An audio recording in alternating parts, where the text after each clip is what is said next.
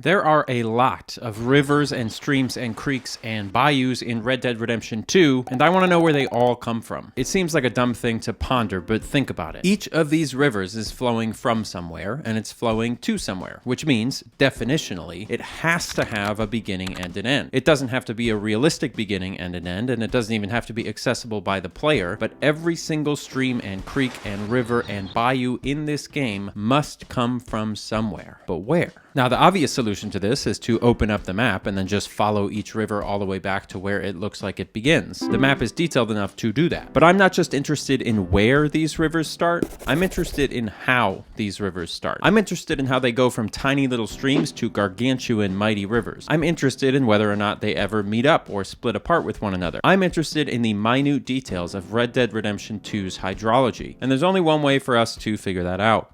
We're going to have to do a lot of walking. The first thing you notice on Red Dead 2's map is this giant river stretching across the eastern and southern borders of the entire game. So one of the first things I did was figure out which way that river was flowing. Starting all the way up near Ansburg, we can clearly see that the river is flowing southward based on these little white bits that you can see moving from left to right. These white bits, by the way, are one of hundreds of tiny little things Rockstar added to the game to make its waterways feel incredibly earthy and touchable and realistic. Especially from a distance, water in this game doesn't feel like video game water. It feels like real water. Well, most of it does. There are 3 waterfalls in the game that do feel like video game water. But aside from that. Anyway, so this giant river flows south and then turns and flows into Flatiron Lake before continuing westward off the western edge of the map. Interestingly, the game calls the river 2 different things on either side of the lake. Upriver, it's the Lanahatchee River, and then downriver, after it passes through the lake, it's the San Luis River, or San Luis.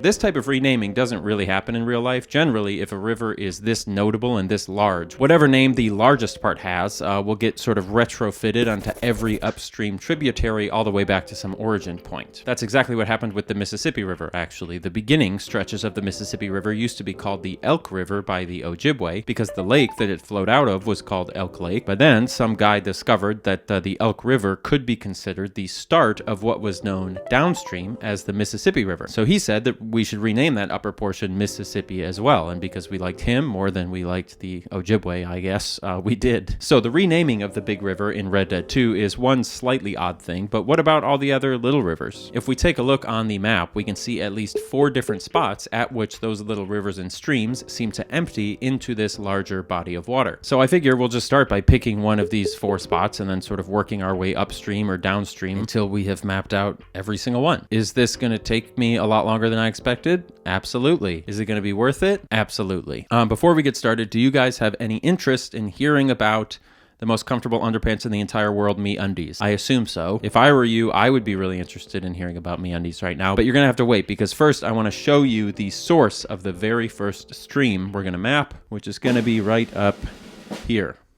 Take a look. So we've got a waterfall here, and at the top of this waterfall is the edge of the map. We can't actually get up there in any way. No matter how hard you try, your character just won't climb up. So it's left to our imagination how much further that this river may flow back. But for our purposes, this is it. The start of at least one of the rivers in this game. Thank you for your patience. Now I will tell you about my favorite underwear, name of MeUndies. MeUndies is underwear. This is a sponsorship, by the way. I think I have to say that. Maybe I don't. MeUndies is underwear that you can buy from the internet. As usual, I will just say up front that MeUndies are really, really comfortable, and if you buy them, you will enjoy wearing them a lot. I will also tell you, I'm telling you right now, I'm so bad at these. I own a full set of MeUndies that I purchased with my own money, separate from them being a sponsor of the channel, and I wear them every day, including right now. Am I going to show you that I'm wearing them right now? No, I am not, because I don't know you like that. In fact, I don't know you at all, it turns out. Literally, I have no idea who you are. Now, if you want, you can even buy some underpants from MeUndies that have a contoured pouch and ball caddy. This is particularly good for people who have a dick and balls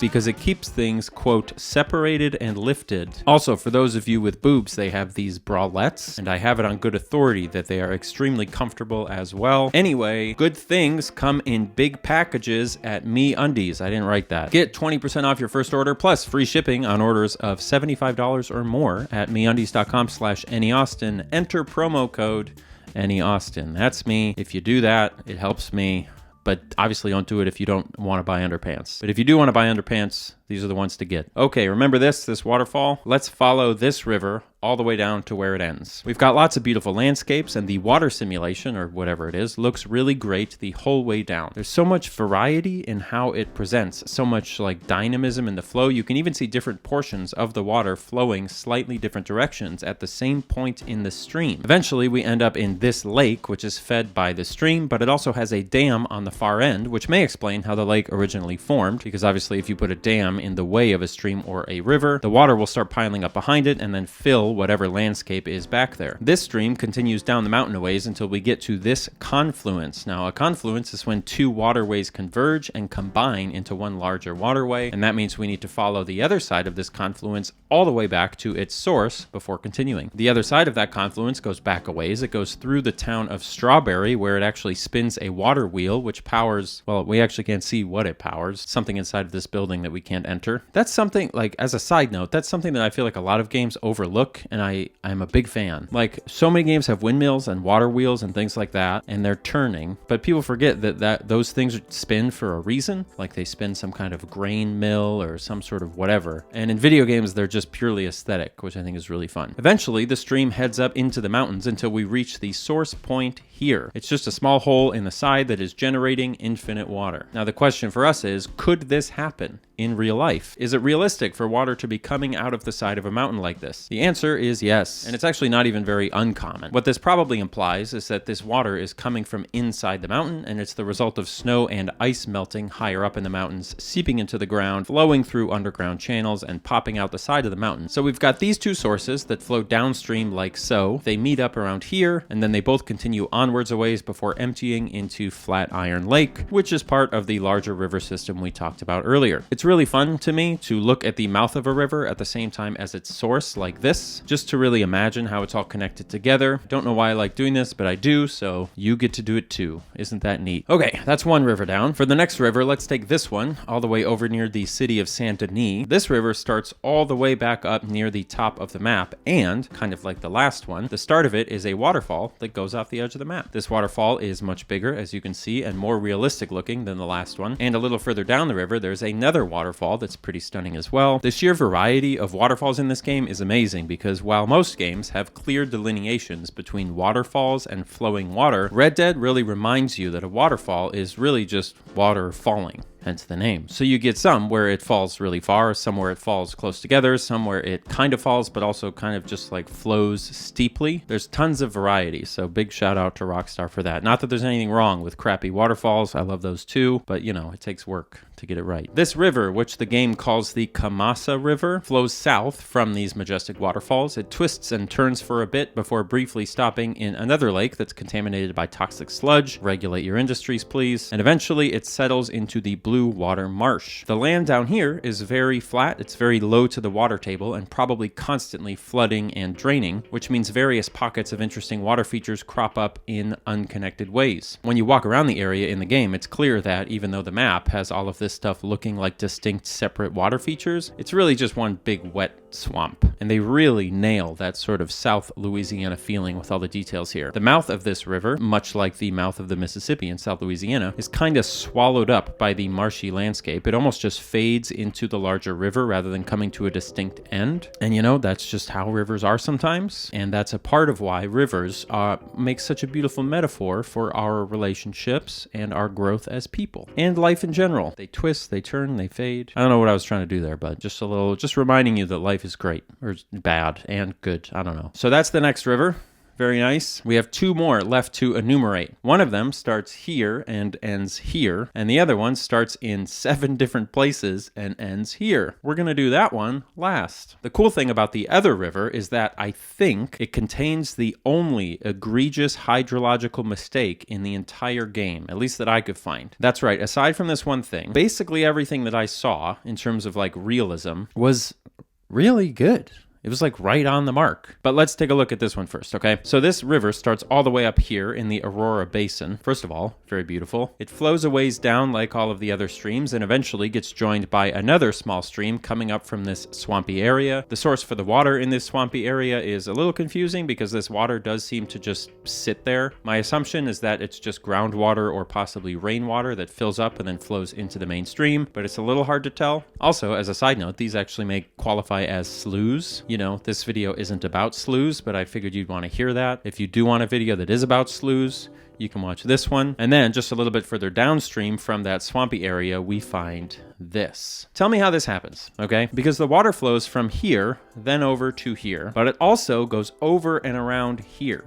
Why? Also, zoom out just a little bit. The big river that we talked about at the beginning goes like this. So you've got this going this way, these going like this, and then the big river goes like this, and it joins the river at a 90-degree angle. There's just really no world where you would have both of these paths, because inevitably, one of them is going to be more efficient at getting the water to the lake, and therefore more of the water is going to take that path, which is going to make it deeper and wider because of erosion, which then makes it even more efficient, making it take on even more water until it just swallows up all of the flow. These sorts of bifurcations, which is when a river splits in two, just don't really sustain themselves in real life, and that's why I think this might be legitimately the only egregious hydrological mistake in all of Red Dead Redemption 2. As usual, disclaimer, I am not a trained hydrologist, I just love to learn, so I could very well be wrong, and if you know better than me because you're a big nerd, please leave a comment down below. We stand formally educated experts in these comments, and we will upvote you to the top. Thank you very much. That's my disclaimer for the day. So here is the mouth of this river, and here are the two sources, which means so far we have a river with two sources, and we have another river with two sources, which was the first one we looked at. And then we have a river with one source, and then the last one is a river with 7 different sources, or 10, depending on how you count them. Have you guys ever seen that stunning map of the continental United States where it looks like rainbow tentacles? This is a map of all the drainage basins in the country, which is just like it's how all of the water flows and which rivers end up receiving the water, blah, blah, blah. You can see the massive Mississippi River Basin in pink in the middle here. What I'm kind of realizing is that each of these little systems of streams in Red Dead Redemption 2 could sort of be considered their own drainage basins. And so, if we wanted to, we could probably create a version of this map for Red Dead 2. It won't look as nice because I'm not a real graphic designer, but we'll get as close as we can. Before we can do that though, we have to take a look at the final river in the game,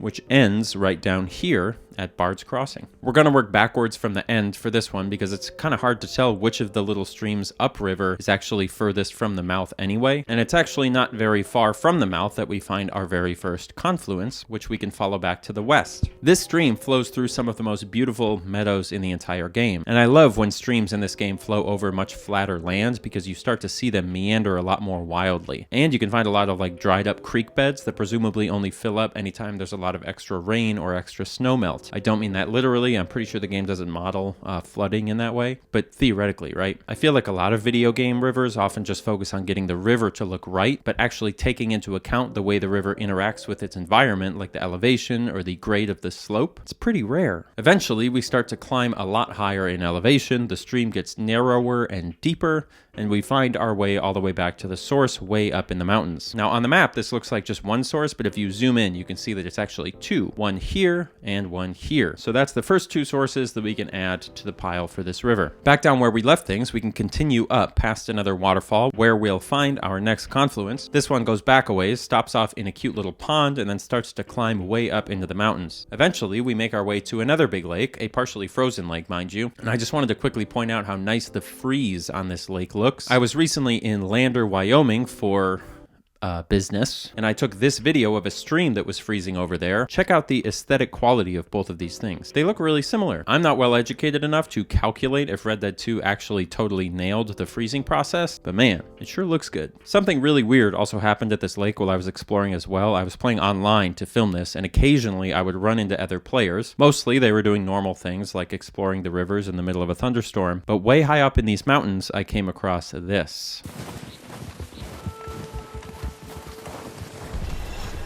I don't know why this person was doing this, but they kept doing it for a long time. Like, this footage is sped up and they just kept going and going and going. Woo-hoo! Eventually, they got off and started shooting the circle, so naturally, I also started shooting it, and then they turned and shot me in the head, and I died, so I don't know. Just thought you should know about that. As we continue upstream, this river just keeps splitting. You've got one split called Dead Boot Creek that ends here. Ta-da. And then another split going around this abandoned town, and then it splits again into two separate sources, here and here. This source actually is our only source that's a completely frozen pond, which means that the water from the stream is coming from beneath the ice. Pretty cool. And then the other side goes all the way back to this spot here, which is just another simple snow melt situation. Heading all the way back down to where we split off originally. I know, you thought we were done, but we're not. There's a good while without another offshoot, winding through these beautiful valleys near the town of Valentine. Eventually, we get to Wynyard Strait, which is a very straight river with a very tall waterfall that comes out of some rocks in the side of a mountain. Not exactly sure why it's called a strait, because I thought a strait was something that connected two other bodies of water, but whatever. This game has some like weird names for its rivers and streams. I guess we could nitpick that, but I don't care. Up past Fort Wallace, we pass under Bacchus Bridge, then we go up some more waterfalls, and then eventually back into this lake. The mountains around here aren't super snowy, so the assumption is that this lake forms mostly from rain and groundwater, which is perfectly realistic and reasonable, and it's a nice difference from all the snowy places that a lot of these sources are in. Now, whether you consider this to be three separate sources or just one is up to you, but for me, I'm going to treat it as just one big source, and it is the last source on this river, which means in total, this river, which ends all the way back down here at Bard's Crossing, has 1, 2, 3, 4, 5, 6, 7, 8 different sources contributing to it, which is the most we've ever seen. I mean, look at them all. Here, I'm going to get out of the way so you can see them. Look at how nice they are. And each one of these sources is contributing to the same river ultimately.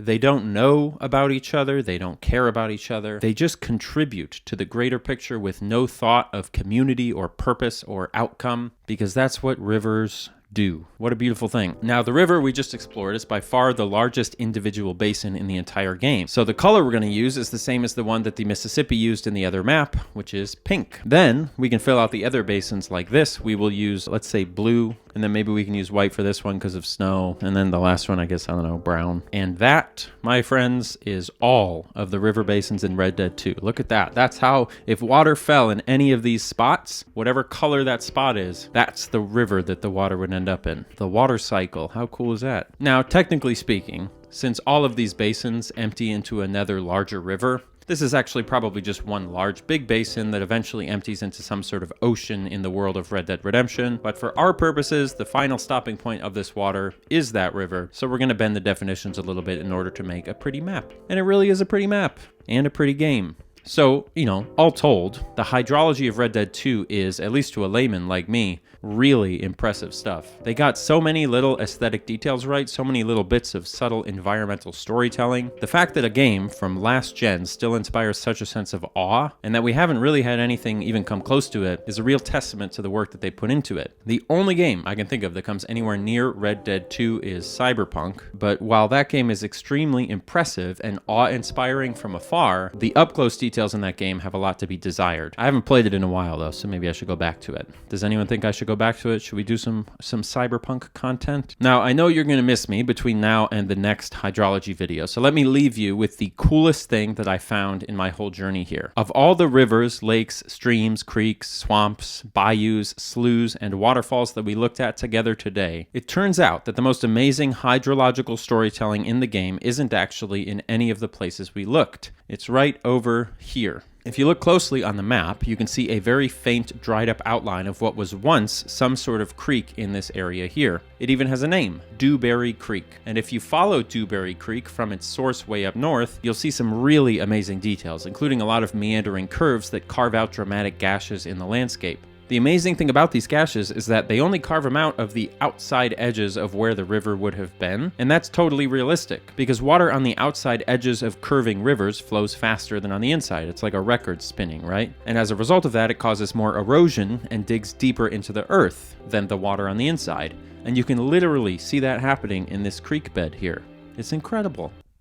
It's genuinely really impressive. Now, my assumption when following this path down is that at some point there must have been a really terrible flood, or maybe multiple floods, that created all of this water and then carved out this feature in the landscape. But then eventually it stopped raining, and so it all dried up, and now you're just left with these beautiful sort of little valleys. That, in and of itself, would have been an incredibly fun bit of environmental storytelling. However, there's one little detail on the map that I think means something a lot more interesting actually happened. It's right behind me. Do you have any guesses what it might be? Look right up here in particular. Any idea? Maybe you should go check it out for yourself, see if you can figure it out. I'm Ennie Austin. Thanks for watching. Ever since I saw you stand